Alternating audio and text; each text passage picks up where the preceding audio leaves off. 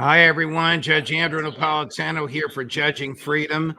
Today is Thursday, May 23rd, 2024. Professor Michael Rectenwald joins us now. He is, of course, the leading libertarian, the leading candidate for the Libertarian nomination for president. He comes to us from the floor of the Libertarian National Nominating Convention, which I gather will convene sometime this weekend. And choose presidential and vice presidential candidates. Mike, Professor Rectenwald, welcome back to the show. Great to be here. So where are you, and who else is there, and what's going to happen? Paint the picture for us, please. Yes, we're in Washington, D.C., at the Washington Hilton Hotel and the Convention Center. And this is going to be a wild weekend. We have the presidential nomination, the vice presidential nomination, but we also have some outside speakers coming in. You may have heard that Donald Trump will be speaking to our convention. Also, RFK Jr., Vivek Ramaswamy will also speak and debate our vice presidential candidate. And then there's also Thomas Massie. And finally, Ron Paul will close out the convention on Sunday. Oh, that's terrific. I've only heard the names of two people who should be speaking at a libertarian convention. Why would they invite Trump and RFK and Ramaswamy? These guys are authoritarians, not libertarians. Yes, they are. Yes, they are. Well, I think the strategy was, listen, the Libertarian Party has been trying to get on a debate stage with these major parties for over 50 years to no avail. And this is the first chance that we have to actually share the stage with the opposing parties. So we invited the national chair, invited Biden as well. And of course, he didn't respond, but the others answered in the affirmative. So we're going to get a chance to actually contrast our views, libertarianism versus the authoritarian status that these people are. And so that's really, I think, what the objective was. It's a long bomb pass. Frankly, it's risky. Things could go out of control. That's possible. It's very possible that the convention gets overshadowed by these shadowy figures. Right. But we're going to do our best to get the message across. And I hope to be confronting Trump directly as the nominee for the party. Well, that'll be extraordinary. I know at one point the party was toying with nominating Bobby. Full disclosure, Bobby's a friend of mine. We don't agree on many things, but we've been friends for a long time. We certainly agree on civil liberties, on Assange and Snowden, on vaccine mandates, on lockdowns, and on Ukraine. But we clearly don't agree on reparations. We clearly don't agree on Israel. Right. I would think that if Donald Trump is elected president, the federal government, the U.S. government's policy on Israel will be even more destructive than it is now. He'll just give Prime Minister Netanyahu, if he's still the prime minister, everything he wants with utter abandon for how he uses them. And his son-in-law has boasted he wants to sell beachfront property on. This is reprehensible, but he said it. Wants to sell beachfront property on the Mediterranean, which is now the Gaza Strip, theoretically a separate country from Israel. Disgusting. And Trump has said basically the reason that Israel should hurry and get this campaign over with is as bad PR. Not that it's killing 45,000 plus people, 70,000 plus seriously injured, the entire population utterly displaced, people starving to death, and aid trucks being bombed when they try to deliver aid cut off to UNRWA, thanks to 17 nations agreeing at Israel's behest to cut off aid to UNRWA, which is, of course, the UN's main aid agency that has been delivering aid to the Gaza Strip for decades. So this is just, it's unbelievable. They have the same policy. I think that Trump would even be worse with reference to Israel. he was very instrumental in getting the $100 billion package passed that will give Israel a great percentage of it. And these are terrible candidates. They represent complete robbery of the American public to pay for murder. What are the issues in the battle that you're undergoing this weekend for the Libertarian nomination? Is it just personality and support, or are there issues? Are there ideological issues? Are your opponents not true messengers of small government, maximum individual liberty, and peace? There's some variation there. Some of the candidates are actually quite statist when it comes down to it, because they want special protections for their individual, particular beleaguered population, so-called. And therefore, things like transing children and things like that are just completely beyond the pale, violation of the non-aggression principle, because a child cannot consent to something like a transgender reassignment surgery or hormone treatments and puberty blockers. So those are some of the primary issues. Then some of the candidates have not been very principled in terms of where they stand with reference to the state. I've made it very clear that, listen, I am an abolitionist completely, and our goal should be the abolition of this federal government, which is a hegemon that's crushing the American people. This has got to go. I am the only candidate running with a strategy, which is decentralization and nullification, decentralizing power, getting power in the hands of people at the local level, nullifying unconstitutional federal and even state laws, and having people take control of their lives. Basically, the ultimate goal being self-governance. We don't need overlords to tell us what to do. When the Congress enacted the Alien and Sedition Acts, which, among other things, made it a crime to criticize the president and the foreign policy of the president, it was John Adams. Thomas Jefferson and James Madison secretly authored the Virginia and Kentucky resolutions, which were enacted by the legislatures of those states and which purported to nullify the Alien and Sedition Acts in those states, and basically said to state officials and even to federal officials in the state, don't even think about enforcing this awful legislation. How would your nullification work? Would it be the highest court of a state, or would it be the legislature of a state that would basically say, for example, the Patriot Act is unconstitutional, we're not going to enforce it in fill in the blank, Alabama, Virginia, Mississippi, whatever state it may be? It would be the legislative bodies and the executive bodies that would decide not to enforce federal laws that are unconstitutional, and anything that's not specifically cited in the Constitution, as you very well know, does not have to be abided by the states or the local localities. So yeah, this would be legislative, and then you'd have, of course, the executive branch in those particular areas executing this effective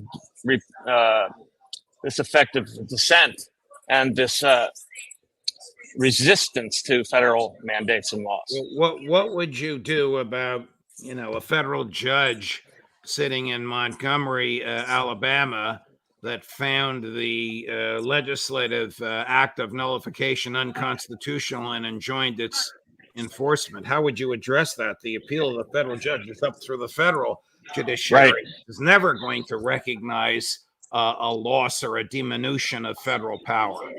That's a very good point, and it's a real conundrum. Hopefully it would go to the Supreme Court, but as you said, the Supreme Court has an interest in representing the federal government, and it just happens to be a party in all cases in which it's also the judge in the case. So that represents a real problem.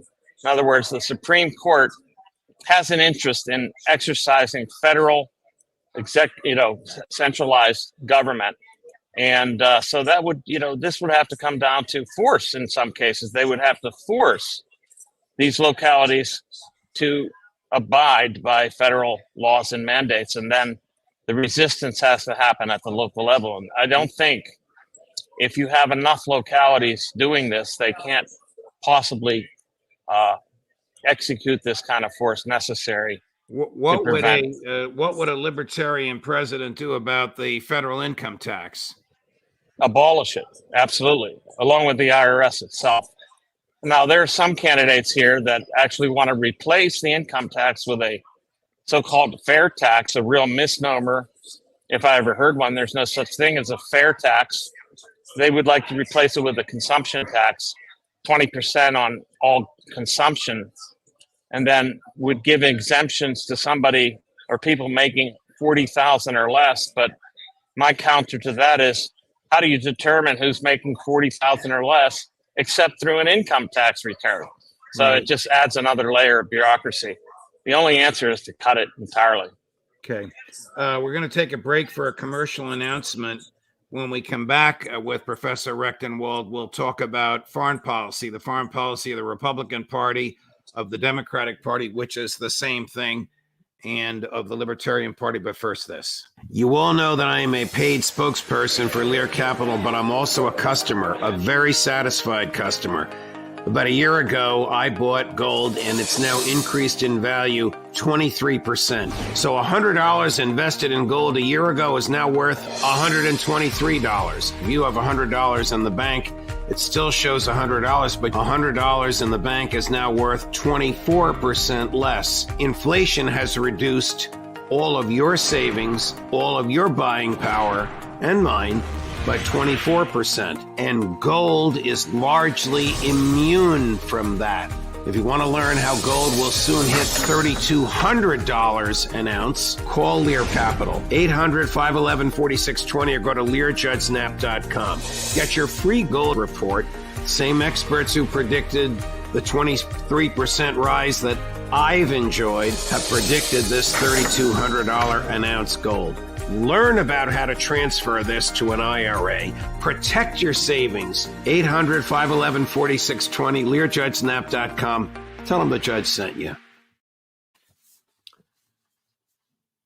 We're speaking with Professor Michael Rectenwald, who's the leading candidate for the Libertarian Party presidential nomination, who comes to us from the floor of the convention. I'm going to play two clips for you, Professor Rectenwald, from Victoria Nuland. She, the orchestrator of the first coup in Ukraine in 2004, and the second coup in Ukraine in 2014, and of the war in Ukraine. She who, without using these words, indicated the United States and the West should use Ukraine as a battering ram with which to drive President Putin from office. She was eventually fired even by the Biden administration, though it generally agrees with her ideology, and she's been teaching at Columbia University, but she resurfaced last weekend. And these are incendiary clips. They're not very long, but I'd like to run them and ask you to tell us what you think of them. Chris, number 5 and number 6 consecutively, please. They need to be able to stop these Russian attacks that are coming from bases inside Russia. So I think there's also a question of whether we, the United States and our allies, ought to give them more help in hitting Russian bases, which heretofore we've not been willing to do. I think if the attacks are coming directly from over the line in Russia, that those bases ought to be fair game, whether they are where missiles are being launched from or where they are where troops are being supplied from. I think it's time for that because Russia has obviously escalated this war, including, as you said at the beginning, attacking Russia's second city, Kharkiv, which is not on the front lines, and trying to decimate it without ever having to put a boot on the ground. So I think it is time to give the Ukrainians more help hitting these bases inside Russia. Those clips courtesy of ABC News from an interview she gave last Sunday. What should we do with Ukraine? How do we end this war? How do we stop the slaughter after the United States has spent over $125 billion with a B funding it. Yeah, I mean, we have to cut all the arms and military aid entirely. This is not our conflict. And Newland, she's either a sadist or insane or both. She wants to do something that would inaugurate World War III. We start striking, or should I say, Ukraine, with the help of U.S. military aid and arms, striking Russia directly at its bases. Now you're talking about a full engagement of the United States, really, in the conflict, which would trigger, of course, all the NATO partners to enter into a battle, into a war with Ukraine, with Russia, and that would be outright suicidal. Well, that would make her and Lindsey Graham and the folks who embrace that ideology very happy. They have longed for this. They mistakenly believe that NATO can defeat Russia, even though Russia is within days, weeks, at the most months of its triumph over NATO in Ukraine. I think these people are just blinded by ideology. I don't think they're realists at all, Mike. What do you think? Right. Yeah, they're totally indoctrinated into a particular ideology that thinks that the United States is not only the world's watchdog but also police officer, and they think that that Putin represents an existential threat to the West, which I don't see it. I don't see this existential threat at all. As you know very well, the NATO expansion since the end of the Cold War, even after Russia, the Soviet Union was disbanded, it kept expanding eastward against the promises of the U.S. Administrations, Bush and so forth. So we're looking at the most ridiculous conflict in terms of expanding further and exacerbating this already terrible conflict in which Ukrainians are being sacrificed to the mob death for nothing. There's not going to be anything gained from this, and I wouldn't be surprised if they start to try to get mercenaries to go over there, and I wouldn't be surprised if it's already happening. Is there a split on Ukraine amongst the people seeking the Libertarian presidential nomination, or are all of you on the same page on this? Well, within the presidential nomination, there are slight splits. Some of the candidates vilify Putin. They go along with the regime narrative that Putin is this tyrant that wants to conquer all of Eastern Europe and so forth. But that's as far as they go. But there are caucuses within the party that believe in the Ukraine-Russia war, that believe that we should be arming and giving arms to Ukraine. Sounds like the acolytes of the three speakers, Trump, RFK, and Ramaswamy, have infected the rank and file of the Libertarian Party. Let's switch over to Israel. If you became president, what would you do? Immediately cut all arming and funding of Israel. That includes the $3.4 billion sent every year. That includes the special aid package. That includes these endless shipments of arms. This is just outrageous what's happening right now. The United States taxpayer is being surreptitiously drawn into a complicity with the genocidal campaign. So as far as libertarianism goes, that's a double violation of the NAP, the non-aggression principle. We're being robbed, first of all, to pay for this, and then the money is being used to kill people. Should Benjamin Netanyahu be prosecuted at the International Criminal Court for genocide? Yes. Should Joe Biden be prosecuted for funding genocide? Yes, absolutely. Interesting. Here's David Cameron, a person for whom we all have very little respect, but he is the British foreign minister, condemning the ICC. Well, they haven't indicted, Netanyahu yet, nor have they issued the arrest warrant, but the prosecutors made the application for it. Here's cut number 7. I don't believe for one moment that seeking these warrants is going to help get the hostages out, it's not going to help get aid in, and it's not going to help deliver a sustainable ceasefire. And as we've said from the outset, because Israel is not a signatory to the Rome Statute, and because Palestine is not yet recognized as a state, we don't think that the court has jurisdiction in this area. But I would go beyond that and say, frankly, I think this is mistaken in terms of position, in terms of timing, in terms of effect. To draw moral equivalence between the Hamas leadership and the democratically elected leader of Israel, I think is just plain wrong.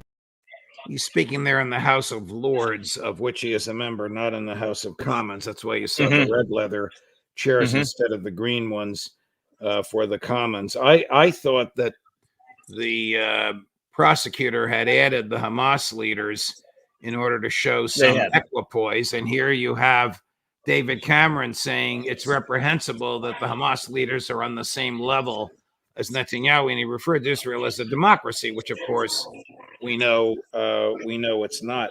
You know that the support for Israel is overwhelming in the American government, the deep state, the administrative state, and the Congress.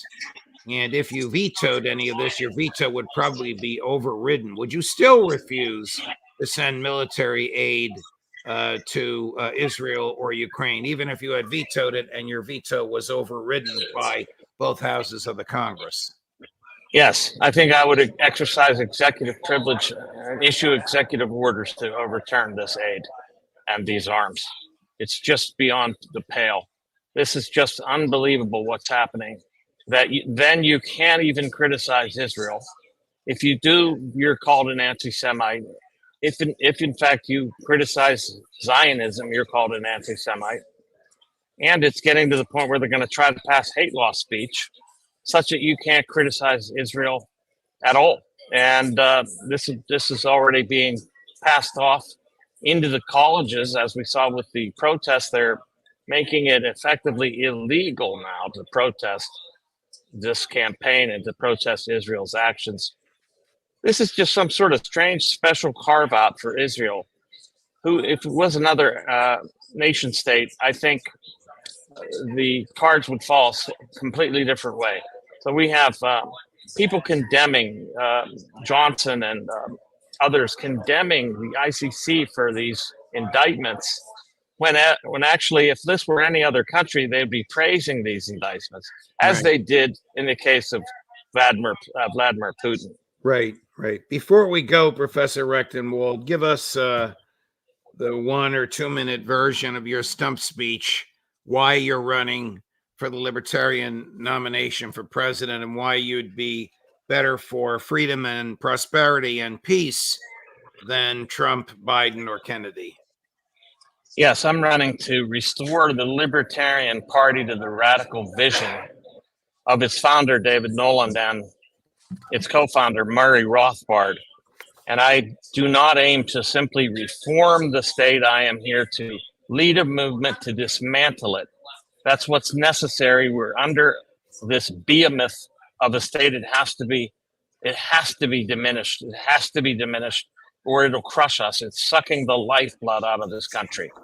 And this is the only candidacy that's coming up this way, that's putting the cards on the table. And I believe I will be nominated, and I'll be running against 2 statists and warmongers and authoritarians of different stripes, but they're the same at the core. They have the same foreign policy. Of course, they would do the same things in Israel, Ukraine, Taiwan, and all over. They're saber rattling with China. These people are nuts. I mean, they want to put us at existential risk. I'm trying to save this country from ruin and destruction. So that's why I ask you to join me to wreck the regime. That's what it takes. We must wreck the regime. We must get rid of this hegemon. We must get out from under its oppressive powers, and we must replace the foreign policy with a foreign policy of peace, freedom, and free trade and cooperation with other nation states. Professor Michael Rectenwald, best of luck to you. I'll be watching your speech and watching the convention over the weekend. and we'll see you again soon. All the best, my friend. Thank you for joining us. Thank you so much, Judge. Coming up later today at 3 o'clock, Kyle Anzalone from antiwar.com. At 4:15, Matt Ho, just back from the Julian Assange appeal in London. And at 5 o'clock, the inimitable Max Blumenthal, Judge Napolitano for Judging Freedom.